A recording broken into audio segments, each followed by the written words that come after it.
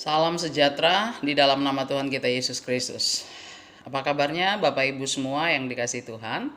Apa hari ini Anda sudah mulai berjemur atau sudah selesai atau mungkin nanti?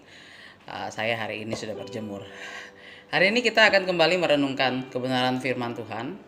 Ya, saya kira ada waktunya Anda harus meninggalkan Metro TV, TV One, HP dan lain sebagainya, dan Anda perlu merenungkan firman Tuhan secara bersama, sekalipun saudara juga mempunyai saat teduh secara pribadi. Hari ini saya akan memperjuangkan, di setiap siang saya akan men-sharingkan tentang perjuangan untuk tidak pantang menyerah dalam kehidupan ini. Mungkin ada satu hal yang sering dikatakan dan saya sering mendengarkan dari mulut banyak orang Kristen, bahwa saya sejak ikut Tuhan kok saya malah banyak masalah. Ya, saya sering mendengarkan itu, dan pertanyaannya, apakah memang seperti itu? Apakah itu benar? Jangan sampai pernyataan-pernyataan itu menjadi sebuah filosofi sepertinya benar gitu, bahwa ikut Tuhan kok jadi punya banyak masalah ya. Ketika kita ikut Tuhan, saudaraku yang dikasihi Tuhan Yesus Kristus, harapan orang menjadi damai, menjadi cukup, tidak sakit, tidak kekurangan dan lain sebagainya. Sebelum ikut Tuhan, sebelum jadi orang yang preman, sebelum percaya kepada Kristus, taat pada perintah Tuhan, mulai bersekutu di dalam Tuhan, kelihatannya kita kok lebih enak, lebih damai, lebih punya duit, lebih punya banyak teman dan lain sebagainya. Sejak ikut Tuhan, kenapa kok jadi susah? Kenapa kok jadi lebih punya banyak tantangan, lebih banyak pergumulan? Mungkin selama ini yang saudara dengar dari orang Kristen lain, atau mungkin tidak tahu dari pemimpin-pemimpin gereja yang lain, atau dari manapun saudara dengar, mungkin seperti itu. Ikuti Yesus pasti sembuh, ikuti Yesus pasti senang, ikuti Yesus pasti berkelimpahan dan lain sebagainya. Tapi ada satu sisi yang saudara belum berkenalan, bahwa Alkitab berkata bahwa ikuti Yesus itu pikul salib. Nah, apakah memang demikian? Ya, saudaraku, bisa saja memang itu yang Anda alami secara manusia, sepertinya hal seperti itu yang terjadi. Tapi saya ingin mengatakan, saudaraku, waktu manusia jatuh ke dalam dosa, semua kita dihitungkan menjadi keturunan Adam dan Hawa. Sejak itu yang namanya penderitaan, namanya kesusahan itu memang menjadi bagian hidup kita. Saya sudah pernah menjelaskan kepada jemaat lewat rekaman saya juga, bahwa Tuhan dan penderitaan itu ada di dunia. Akibat kejatuhan manusia, kita semua ini pasti mengalami kesusahan. Justru ketika kita bersekutu dengan Tuhan, ketika kita ketemu Tuhan, kita tahu kita punya hikmat Tuhan untuk menyelesaikan segala pergumulan-pergumulan yang kita hadapi, sehingga kita tetap punya respon yang benar dan kita juga tetap stabil hidup di dalam Tuhan dan tidak merasa bahwa kok jadi lebih susah ikut Tuhan. Saya memberikan sebuah analogi. Kalau ada taruhlah kalau ada 5 orang yang miskin, yang susah, ya. Lalu tiba-tiba ada orang kaya mengambil 2 orang miskin itu, lalu menyekolahkannya, membuatnya menjadi hebat, menjadi pintar, lalu kedua orang ini menjadi berhasil. Pertanyaannya adalah, 2 orang ini menjadi berhasil, menjadi tidak miskin lagi karena apa? Karena dia ditolong. Nah, yang ketiga, yang 3 orang yang tidak ditolong ini, dia akan tetap menjadi orang miskin. Pertanyaannya, kenapa dia miskin? Jawabannya bukan karena dia tidak ditolong, tapi karena memang dari awalnya dia miskin. Sama halnya, saudaraku, dengan pergumulan. Kita ini, saudaraku, dalam keadaan apapun juga, mau hebat, mau kaya, mau apapun juga, mau pendeta, mau rohaniawan, bahkan preman sekalipun, yang dianggap orang jahat sekalipun, kita semua punya pergumulan. Dan pergumulan itu tidak pernah lebih kurang kok.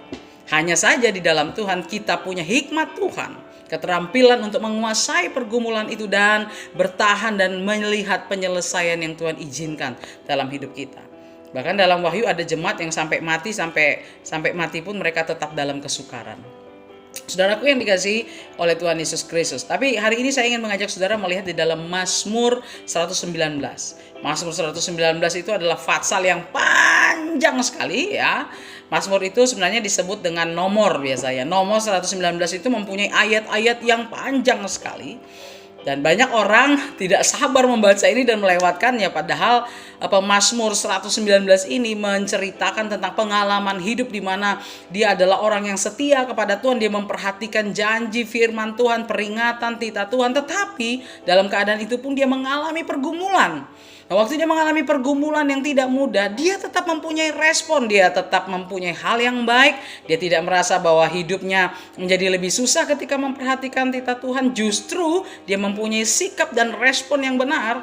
Dan ini yang seharusnya menjadi bagian kita semua sebagai anak-anak Tuhan, ya. Saya tidak akan membaca satu persatu, tapi kita akan melihat, saudaraku. Nanti saudara boleh catat atau saudara nanti boleh memperhatikan apa yang saya sampaikan. Dalam Mazmur 119 yang panjang lebar ini, ya saya berharap kita tidak membacanya dengan buru-buru.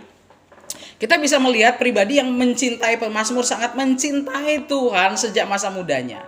Ya, pemazmur 119 ini mengatakan bahwa sejak muda dia berlindung pada firman Tuhan, sejak masa mudaku dia memegang tita-tita Tuhan, ya. Tita Tuhan, ya, saudaraku yang dikasihi Tuhan Yesus Kristus, di ayat yang kedua dia memperhatikan peringatan-peringatan Tuhan, di ayat yang ketiga dia memperhatikan tita-tita Tuhan, di ayat yang ketujuh dan kedelapan dia berkata dia memperhatikan hukum-hukum Allah yang adil, dan selanjutnya hampir tiap ayat, saudaraku yang dikasihi Tuhan, mengungkapkan kedekatan dan kesetiaan pemazmur dengan Tuhan. Namun walaupun demikian dia masih punya banyak masalah. Ya, ada lagu firman-Mu pelita bagiku dan terang bagi jalanku. Itu adalah pernyataan dari pemazmur 119. Dia mendedikasikan hidupnya kepada Tuhan, tapi dia tetap mengalami pergumulan yang berat, ya. Nah, kita akan lihat apa saja pergumulannya secara sepintas, tapi saya berharap saudara bisa merenungkan nanti dengan panjang lebar di rumah saudara. Walaupun demikian dia mempunyai pergumulan, bahkan hatinya juga galau. Hatinya juga galau. Ayat 23, saudaraku, dia mempunyai pergumulan dan hatinya galau, ya. Lalu kalau saudara baca lagi ayat 28, dia mempunyai banyak lawan, jiwanya menangis, ya.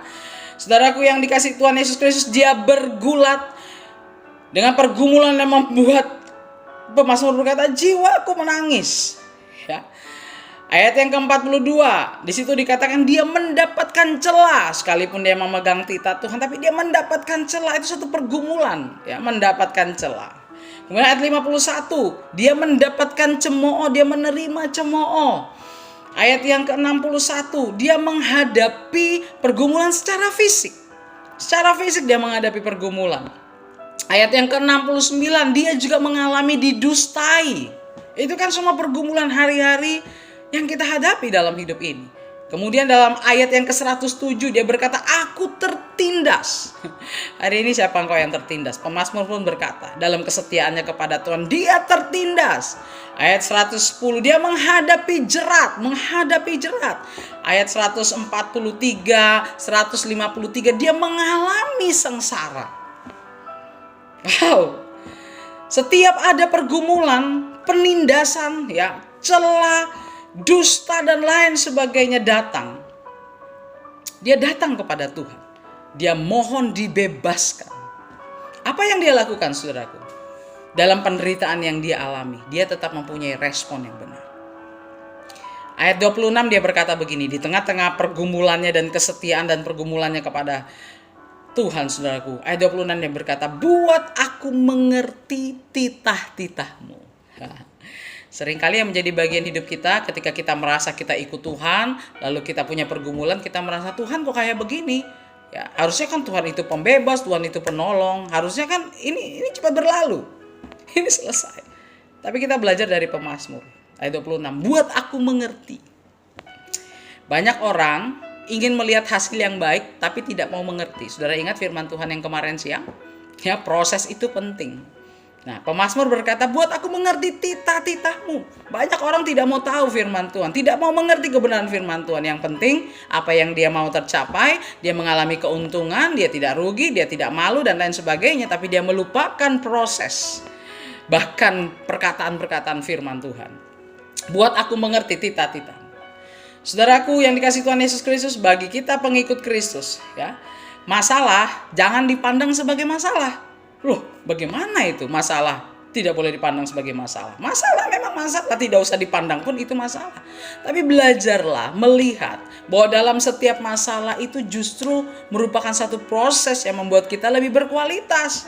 Masalah itu membuat kita mengerti apa jalan-jalan Tuhan dalam hidup kita, membuat kita mencari. Seperti pemazmur berkata, ajari aku, beritahu aku titah-titahmu.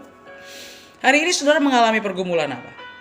Hari ini rumah tangga saudara broken, coba cari Tuhan apa yang engkau kehendaki. Mungkin jawabannya adalah mengampuni, bukan bercerai. Mungkin jawabannya adalah tetap setia, bukan berpisah. Tuhan, hari ini aku terbelit dengan hutang. Apa yang harus aku lakukan? Tuhan akan memberikan pencerahan kepadamu. Tentu saja bukan Tuhan yang bayar hutang, Anda yang harus menyelesaikan hutang Anda sendiri. Tuhan mengampuni Anda, tetapi tetap, saudaraku, ada konsekuensi dari setiap hal yang kita lakukan. Tetapi ketika kita ada di dalam Tuhan, Tuhan akan memberikan kita kekuatan, kemampuan, dan sukacita untuk menyelesaikan semuanya. Saudara mungkin melukai hati seseorang, saudara mencaci maki seseorang, ya. Lalu saudara berkata, Tuhan ampuni aku, Tuhan ampuni. Tapi Anda harus pergi minta maaf kepada orang itu. Seperti itulah jalan-jalan Tuhan. Seperti itulah yang Tuhan akan katakan, Tuhan beritahu aku titah-titahmu. Puji nama Tuhan. Saudaraku, jangan pernah menyerah untuk jalan-jalan Tuhan. Ada lagu mengatakan, jalanmu tak terselami oleh setiap hati kami. Justru karena tidak terselami itulah kita mencari Tuhan. Jangan patah semangat. Jangan lebih baik mencari petua-petua, orang yang kau anggap mungkin lebih rohani, orang yang kau anggap mungkin tokoh-tokoh agama, tokoh-tokoh adat, tokoh apa sajalah. Lebih daripada engkau mencari kebenaran di dalam firman Tuhan.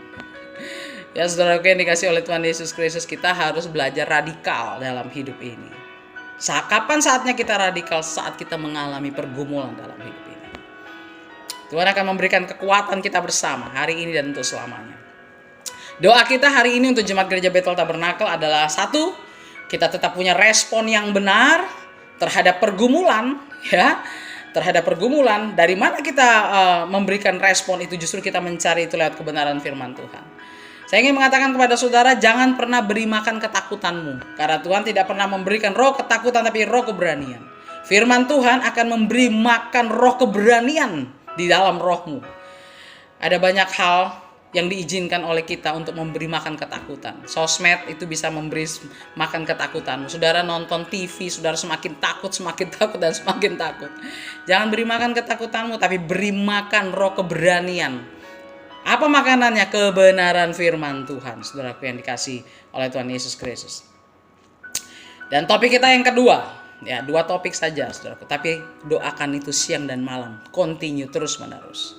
Berdoa agar Tuhan ya dapat menolong kita semua memetik pembelajaran, mempunyai hikmat dari kondisi yang terjadi saat ini dan membuat pergumulan kita saat ini, pergumulan dunia, pergumulan Indonesia, pergumulan Kalimantan dan Balikpapan ini justru memperkuat hubungan keluarga kita, dan itu justru menjadi kesaksian buat sekeliling kita dan bagi dunia ini. Tetap semangat, Tuhan memberkati kita semua. Amin.